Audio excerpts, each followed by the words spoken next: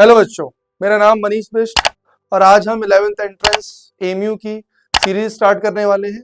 पहला चैप्टर रहने वाला है हमारा मोशन।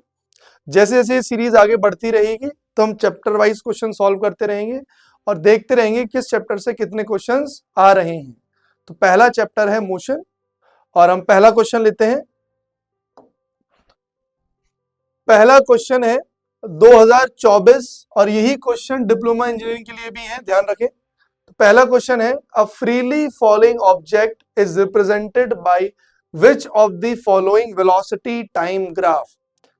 हमको बताना है इसमें से कौन सा ऐसा ग्राफ है जो फ्रीली फॉलोइंग ऑब्जेक्ट को शो कर रहा है।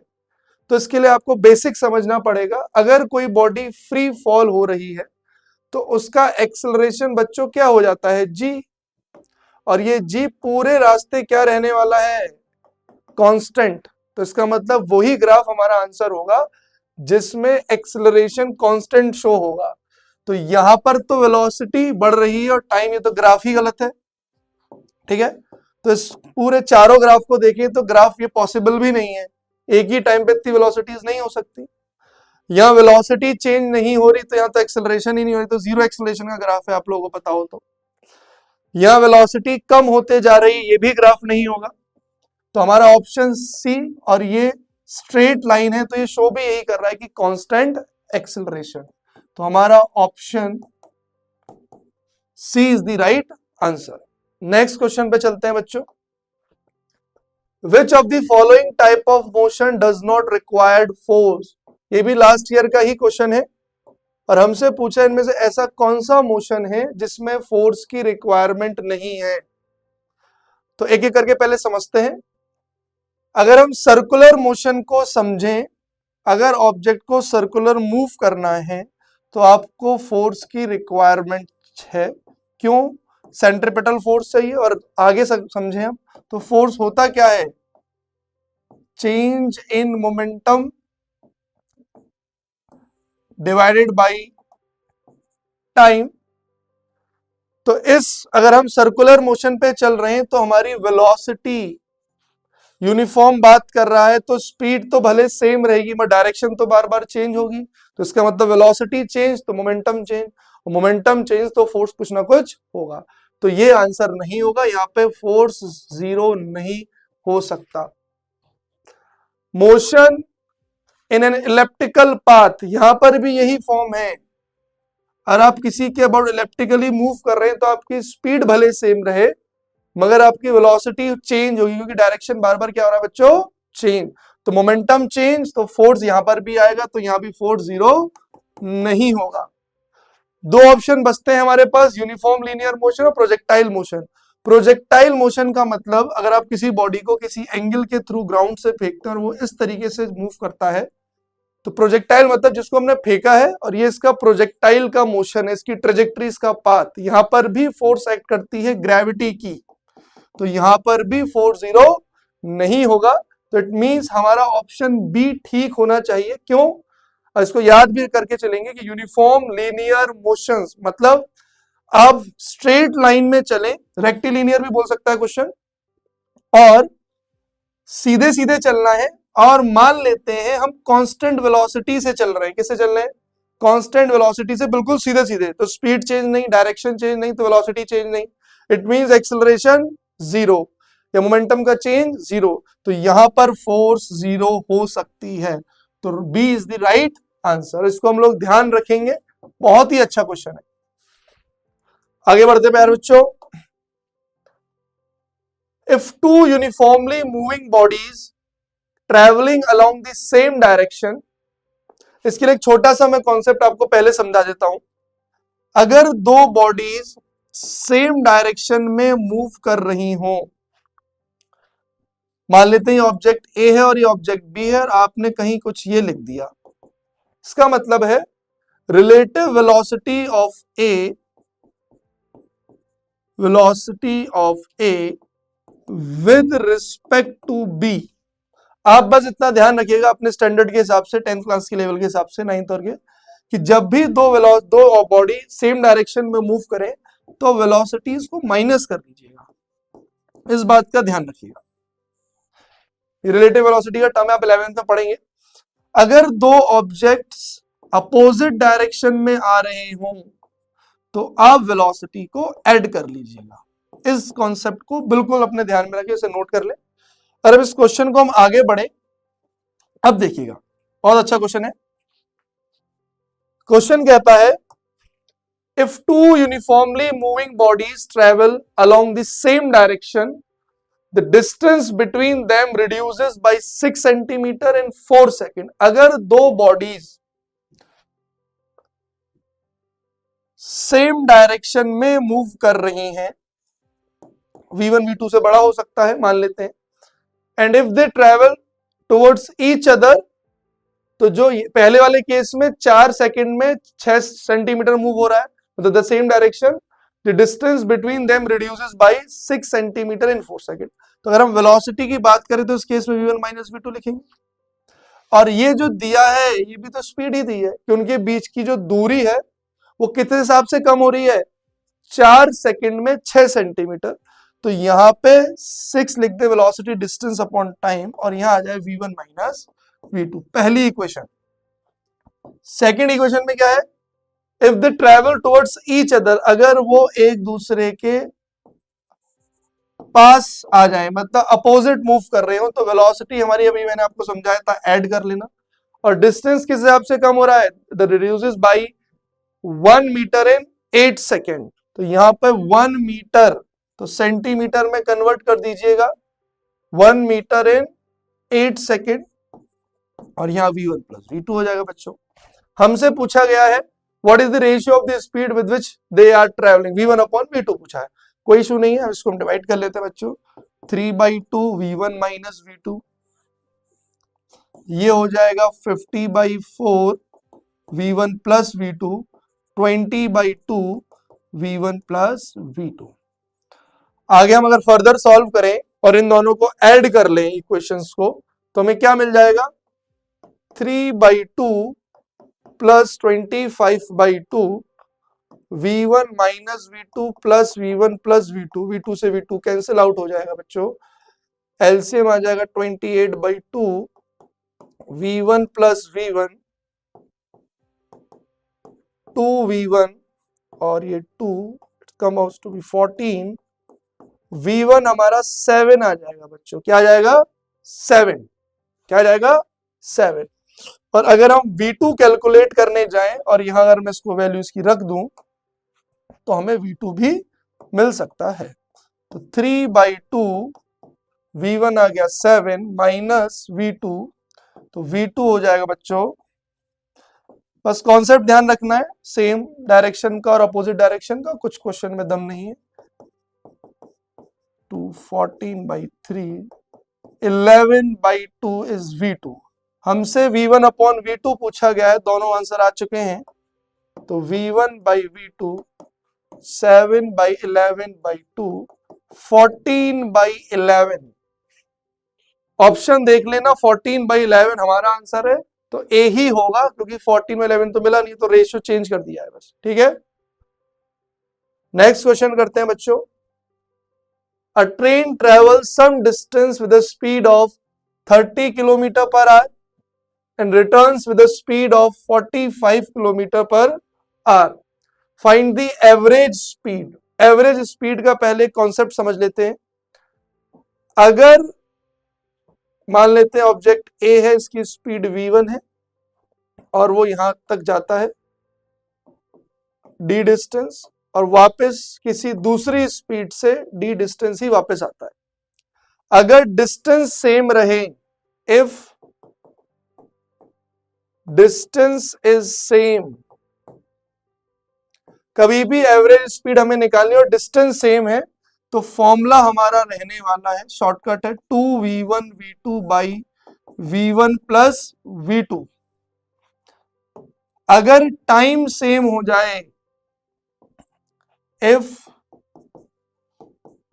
टाइम इज सेम, अगर टाइम सेम हो जाए तो एवरेज स्पीड का फॉर्मूला रहेगा v1 प्लस v2 बाई 2। और हर साल एक क्वेश्चन इस पर बेस्ड हमेशा है, इसे देखते हैं इस क्वेश्चन को। ये क्वेश्चन हमसे क्या कहता है, a train travels some distance with speed 30 kilometre per hour and returns with the same speed 45 kilometre per our.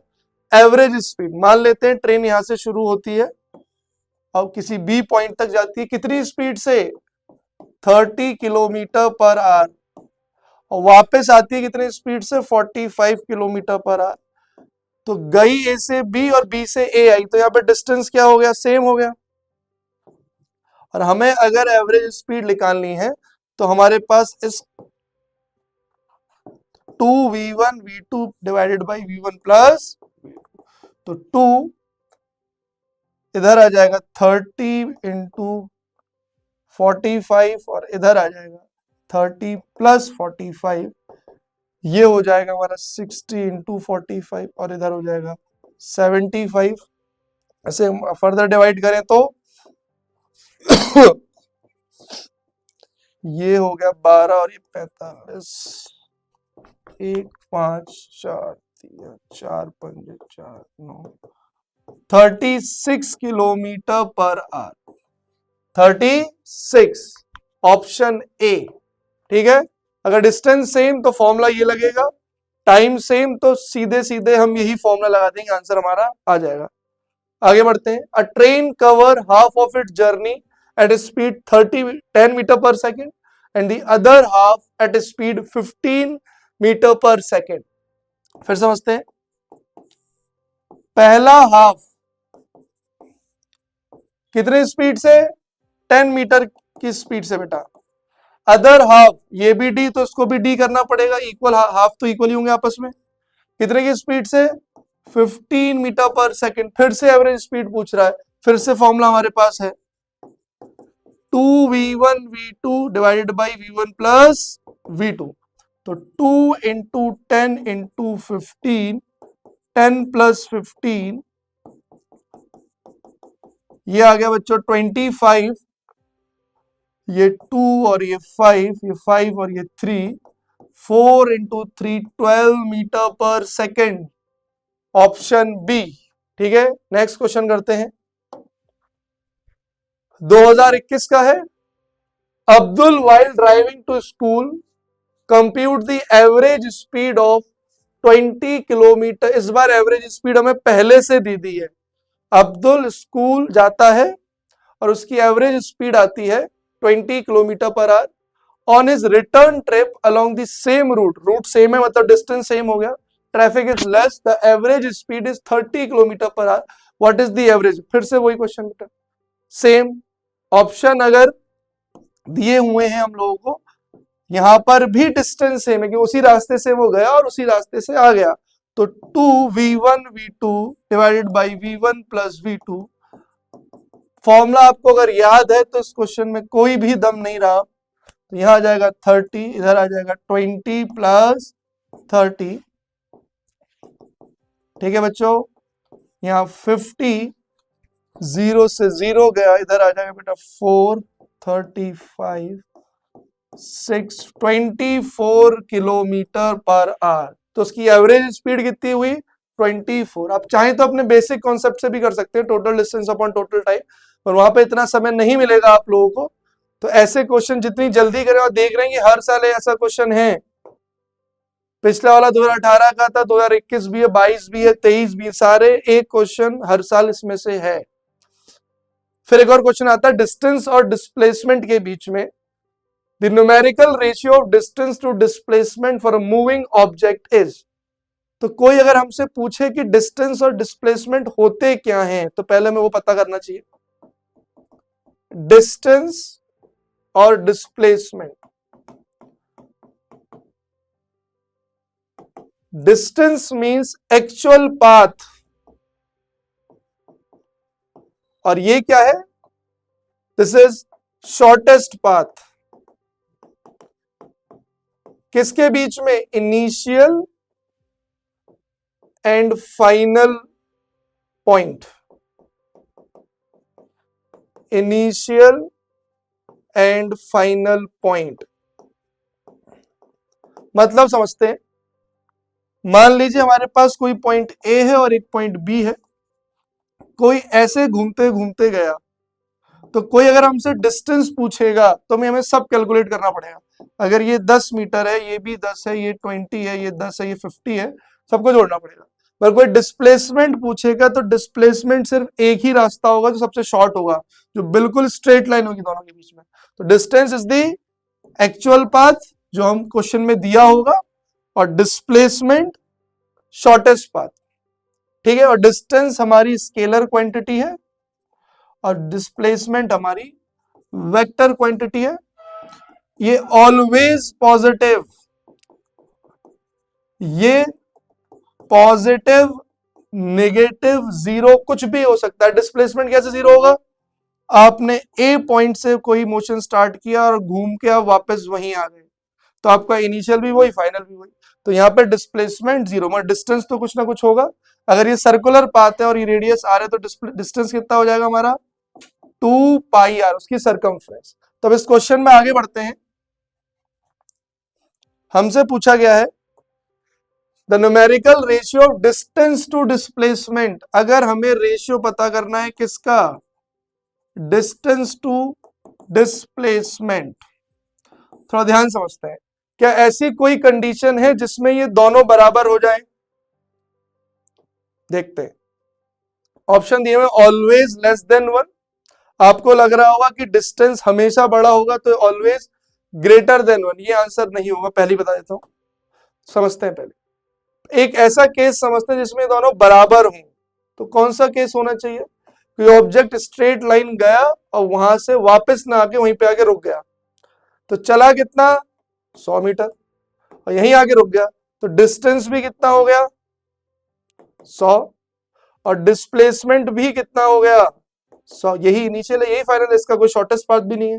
तो इस केस में दोनों का रेशियो हम निकालेंगे तो कितना आएगा? 1।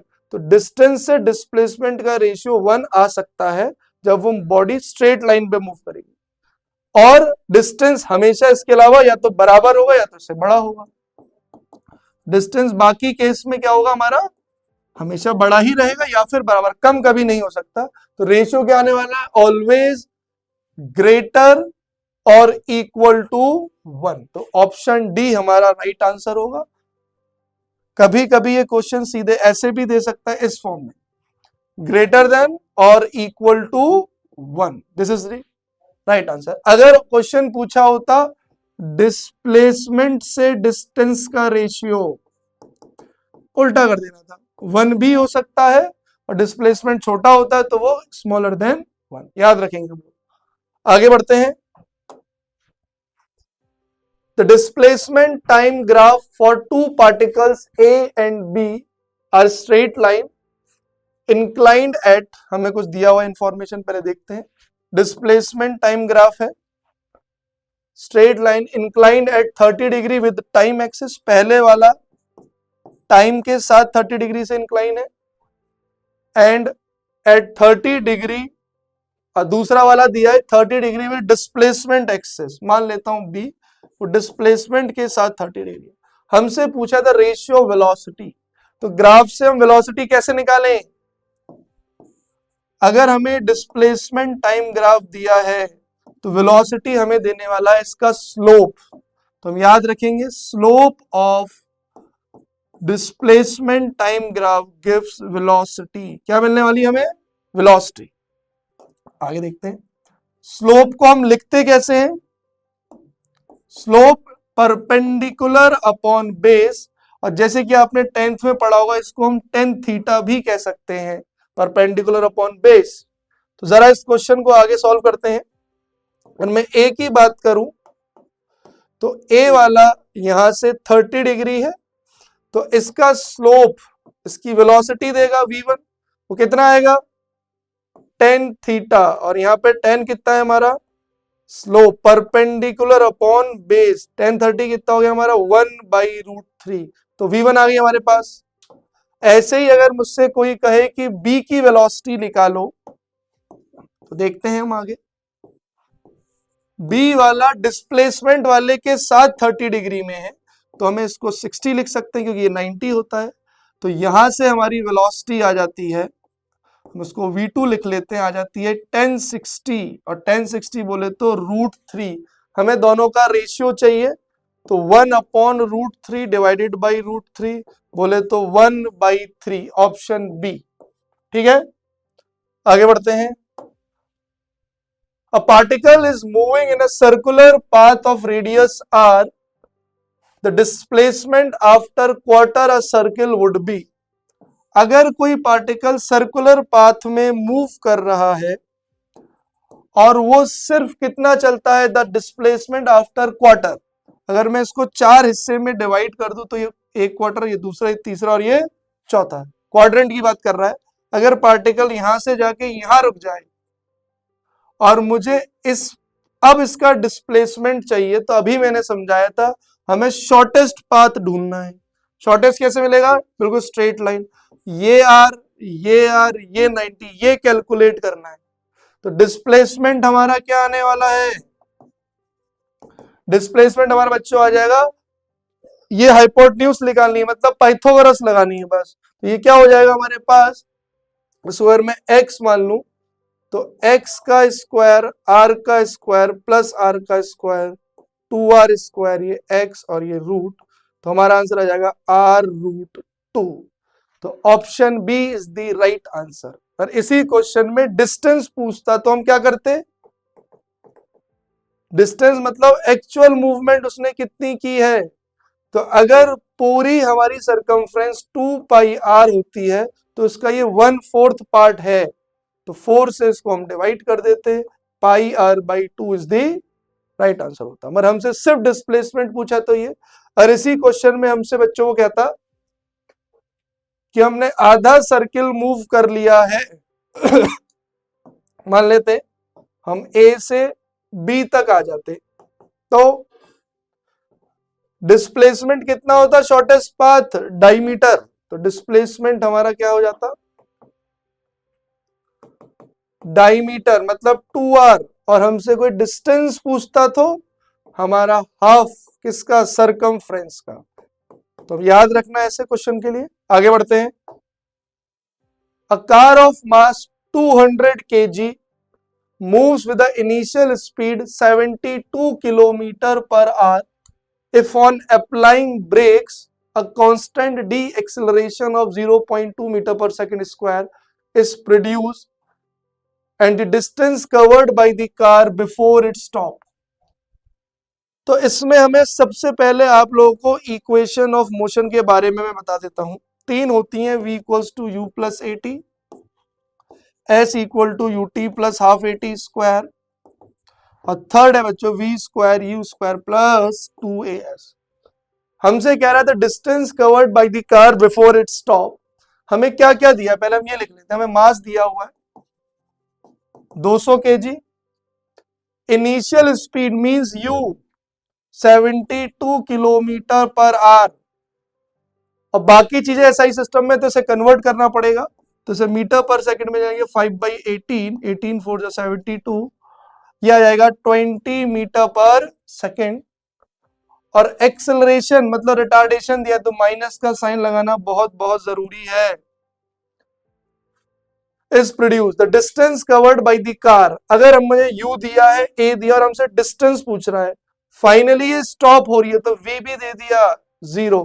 तो अगर हम थर्ड इक्वेशन लगा दे तो हमारे पास सारी वैल्यू है, तो v square u square plus 2as, तो v0 u20 a माइनस का 0.2 s हम यहां से कैलकुलेट कर लेंगे, ये तो हो जाएगा 0.4 इंटू s, और इधर 400, तो s आ जाएगा 400 डिवाइडेड बाई 0.4, 4000/4 मतलब 1000। और हमसे किसने पूछा है? ये यहाँ पे बेटा किलोमीटर लिखना है, भूल गए शायद, तो कितनी देर बाद रुक जाएगी ये? 1000 मीटर मीन्स 1 किलोमीटर के बाद। आगे बढ़ते हैं। An athlete complete one round of a circular track of diameter 200 meter in 40 second. अगर कोई एथलीट एक चक्कर जिसका डायमीटर 200 है तो रेडियस कितनी हो गई 100, 40 सेकेंड में लगाता है अगर एक चक्कर, एक राउंड पूरा। What will be the distance covered at the end of 2 minute 20 second? 2 minute 20 second के बाद वो कितना मूव कर चुका हुआ डिस्टेंस, एक्चुअल पाथ। तो 2 मिनट और 20 सेकंड को अगर मैं सेकंड में कन्वर्ट कर लूं तो ये 120 सेकंड, ये 20, 140 सेकंड हमारा हो जाएगा। तो अगर 40 सेकंड में एक चक्कर लगता है तो 140 सेकंड में कितने चक्कर लगेंगे? 40, फिर एक और 40, 80, एक और 40, 120, मतलब 120 सेकंड में तो 3 राउंड बिल्कुल कंप्लीट हो गए। बचे कितने सेकंड? 20 सेकंड और बचे, तो इसका मतलब आधा राउंड वो और एक, मतलब 40 सेकंड, 80 और 120 और ये 140। इट मींस ये डिस्टेंस मतलब एक्चुअल पाथ तो कितने? 3.5, 3 पूरे कंप्लीट और एक आधा, और हर एक राउंड में ये 2 पाई आर चलता है। 3.5 2 पाई को लिख दिया हमने 22/7, और हमसे क्या दिया हुआ? रेडियस दी है हमें, डायमीटर दिया है 200, तो रेडियस होगी हमारी 100, और इसको हम लिख सकते हैं 35/10, और यहां हो जाएगा हमारा 2 × 22/7 × 100। ये पॉइंट बेटा यहाँ पे नहीं है, हट चुका है। 7 5 35, एक 0 से एक 0 गया, कितना आ गया हमारा? 5 × 2 × 22 × 10, ये भी 10, ये 22 और ये भी 10, मीन्स 22 के बाद 2 0, 2200 मीटर। तो कितना आंसर होगा हमारा? Option A. एक और क्वेश्चन करते हैं, बच्चों। A motor boat starting from rest on a lake accelerate in a straight line. Acceleration दिया हुआ है हमें 3 मीटर पर सेकंड स्क्वायर, और रेस्ट से स्टार्ट हुई तो इनिशियल वेलोसिटी 0, और कब तक चलती है? 8 सेकंड तक, 8 सेकंड तक वो चलती ही रहती है। और हमसे पूछा गया है how far does the boat travel during this time. फिर से इक्वेशन ऑफ मोशन का क्वेश्चन है, सेकंड इक्वेशन ऑफ मोशन लगा लेते हैं हम लोग। इनिशियली रेस्ट पे तो u 0 हो जाएगा, और एक्सेलरेशन दिया हुआ है 3, कितना टाइम दिया बच्चों? 8, तो ये हमारा 3/2, 64, 32, और हमारा ये आ जाएगा 96 मीटर वो मूव कर चुका। Option C. थैंक यू बच्चों।